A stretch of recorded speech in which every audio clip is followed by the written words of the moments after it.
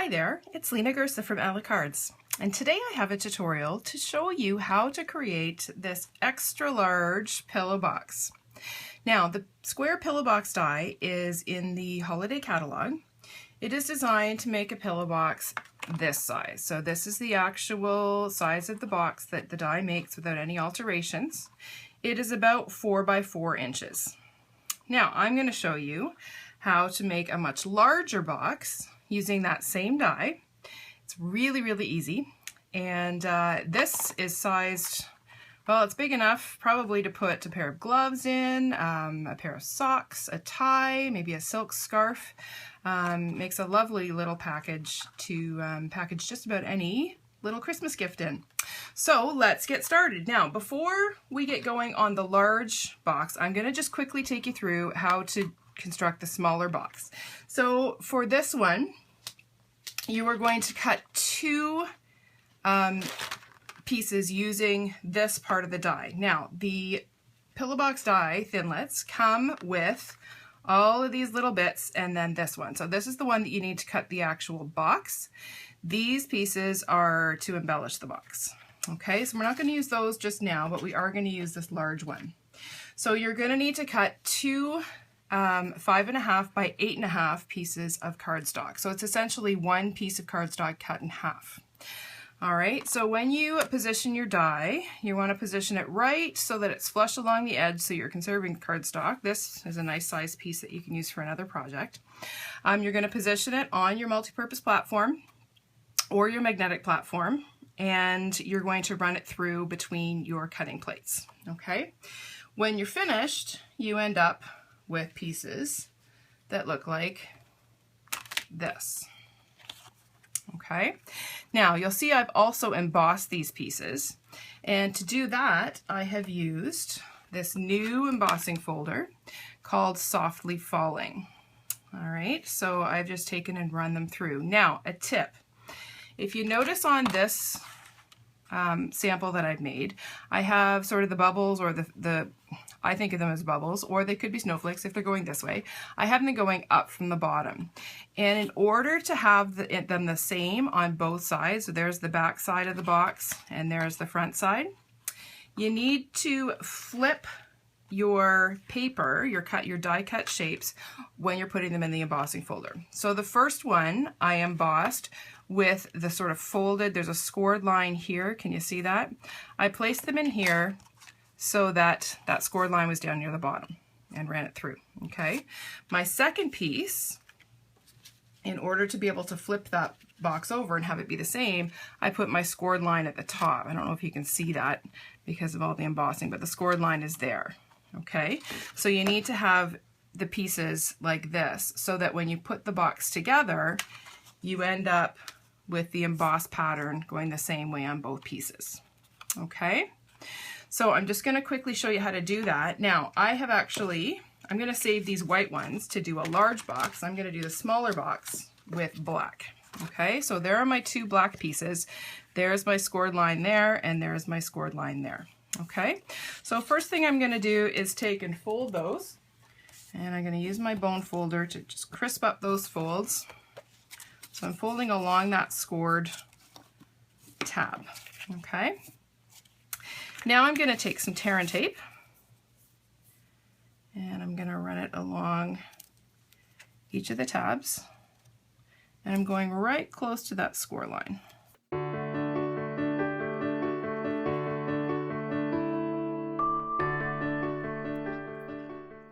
All right, now before I assemble the box, I like to just kind of give these end panels just a little bit of a pinch so that they're easier to form once the box is together. Okay, I'm just sort of pinching them in. Same thing on this one. There we go. Okay, so now I'm ready to assemble. So I'm going to start by taking off the liner from the tear and tape. If I can get it off today. There we go. And I'm going to match up the top and bottom and just adhere them like that. Okay, so now you can see I've got that embossed, the sort of concentrated dots both in the middle, and then they kind of get thinner as you go towards the edges. All right, so there's one side. To do the other side, I'm just going to fold it over, remove my lining, and fold this shut.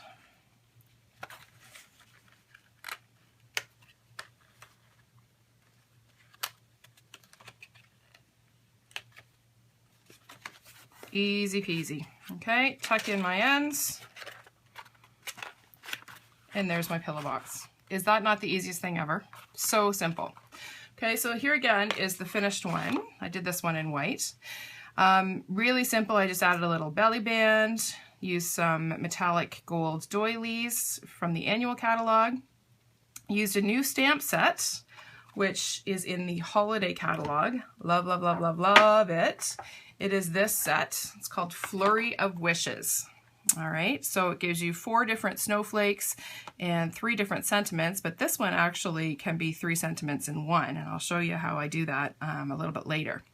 Now, a couple things about this set. This particular snowflake is the one that I used here, the larger one, and it magically, through the magic of Stampin' Up, coordinates perfectly with the flower medallion punch, which is in the annual catalog. Now, just a tip, when you're stamping this with the intent to punch it, you want to make sure you stamp so that the larger point of the snowflake is towards the bottom, towards the edge of your paper, so that when you go to slide your paper in, there's the large point. Okay, so those are going to line up. If you do it the other way with this one, then you have to turn your paper. It's a little bit awkward. Okay, so that's the large one. Now, these little ones also have a new coordinating punch, and this is available in a discounted bundle in the catalog, the holiday catalog. This one is called the Snow Flurry Punch. Now look how simple that is. So we've got 2 different snowflake shapes, and the coolest thing ever about this stamp is that they are mounted, they are designed to stamp together so that when you stamp those images, they are going to line up perfectly with the punch. How awesome is that?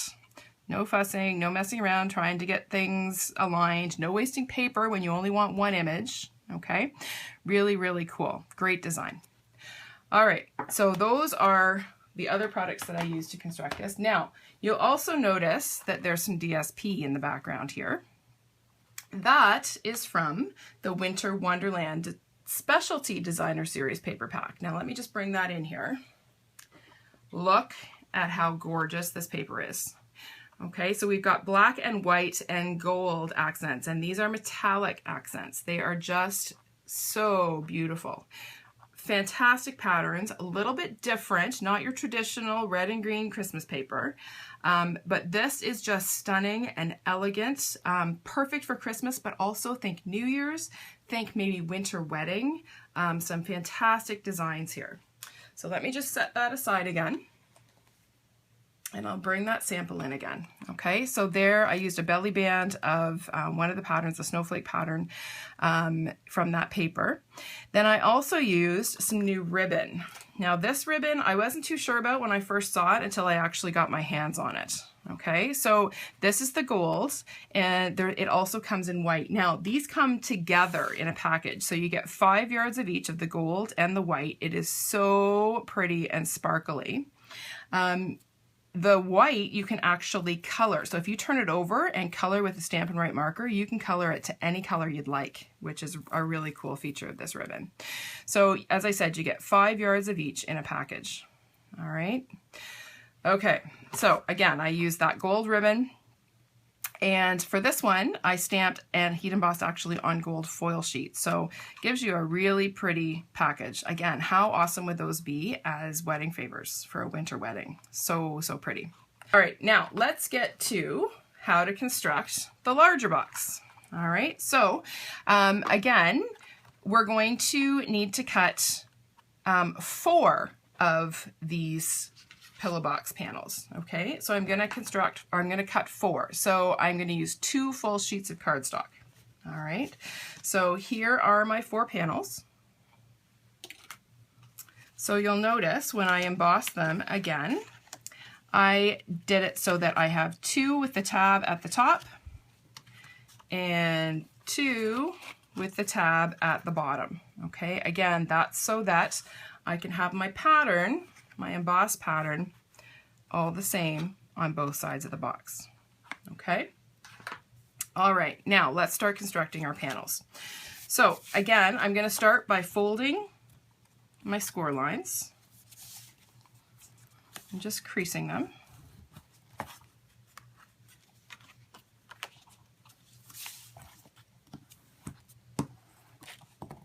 Like that, okay? And I'm actually going to work with them at the top. Now, in order to construct my box, I need to use some kind of a ruler so that I have a guide for measuring.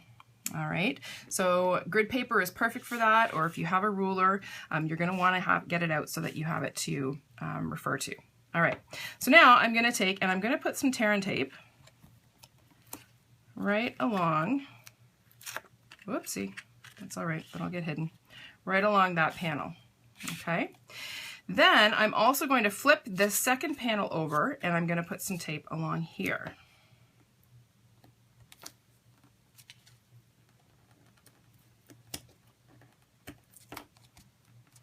Like that, okay?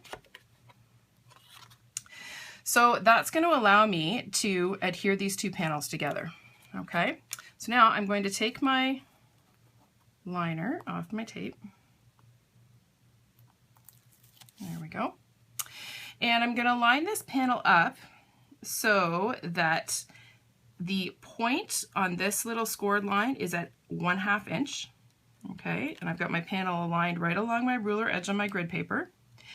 And then I'm going to take the backing off this second panel.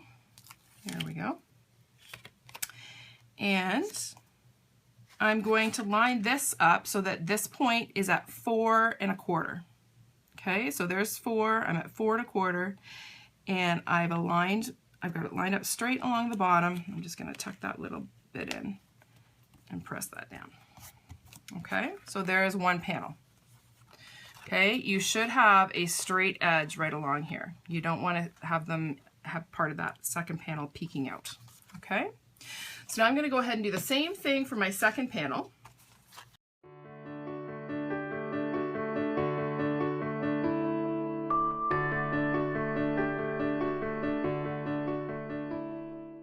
Now I have 2 box panels. Easy peasy. Now it's just a matter of gluing them together. So again, just like I did on the single size box, I'm going to take and I'm going to run some tear and tape right along that fold line, the full length of my panel. Okay. Going to do the same thing on the second piece.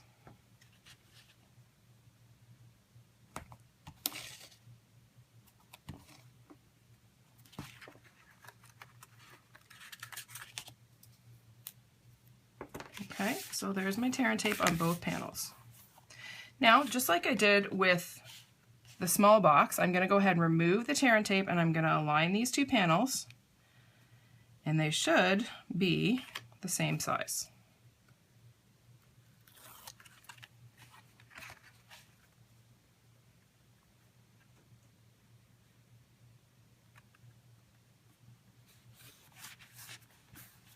Okay, so there's one. Just going to fold that over and run my bone folder along there so that I get a really good seal. And then I'm going to do the same thing with the second one. Remove my tape, or remove my liner from the tape. I'm going to fold this over, and I'm going to adhere this right over top.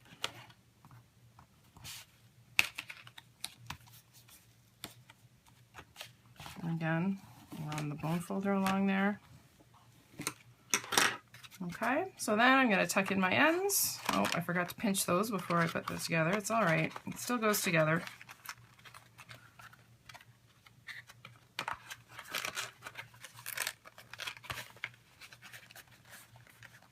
There we go.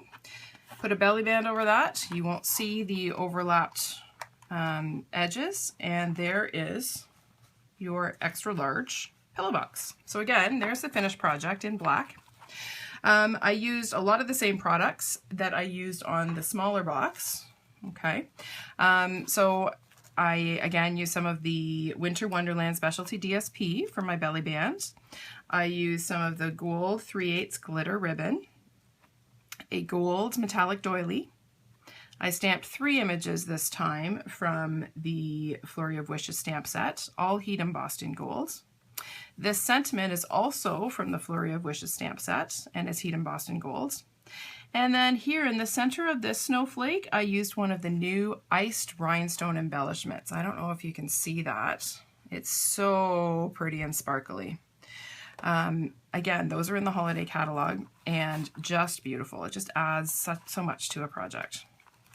Okay, now I also thought, wouldn't it be nice to have a card to go with this? So here's a card that I designed using same products again rather. Okay, so there's my box and my card, and there's my regular size pillow box. Okay, so I hope you've enjoyed this project, and I hope you come back and see me again soon. Thanks very much and have a great day.